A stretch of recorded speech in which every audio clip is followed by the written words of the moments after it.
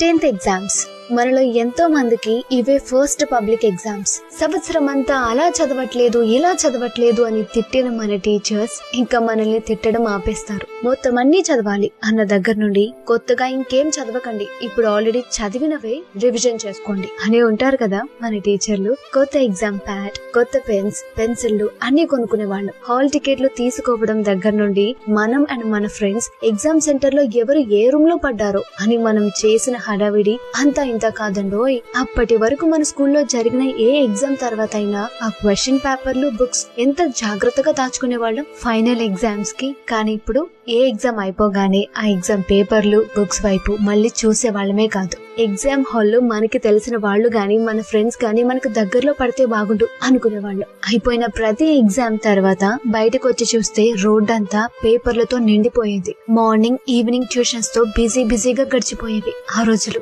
First exam లో ఉండే భయం, లాస్ట్ ఎగ్జామ్ లో ఉండే ఎగ్జైట్మెంట్ మనం మర్చిపోతామా అసలు? ఆన్సర్ షీట్ లో క్వశ్చన్ నెంబర్ వేయడం మర్చిపోవద్దు, అలానే తప్పు వేయొద్దు అని చెప్తూనే ఉండేవాళ్ళు మన టీచర్స్. ఎగ్జామ్ అయిపోయాక ఒక్కొక్క రూమ్ లో నుండి బయటకు వచ్చిన మనం అందరం బిట్స్ కి ఆన్సర్లు అంటూ, గ్రాఫ్లు, మ్యాప్ పాయింటింగ్స్ అంటూ ఒక చిన్న మీటింగ్ లో మారిపోయేది అక్కడ వాతావరణం. ఇంకా 10th ఎగ్జామ్స్ అయిపోయాక ఏదో చిన్న బ్యాటిలే గెలిచేసాం అనే ఫీలింగే వస్తుంది. మరి మీకు కూడా మీ 10th ఎగ్జామ్ రోజులు గుర్తున్నాయా?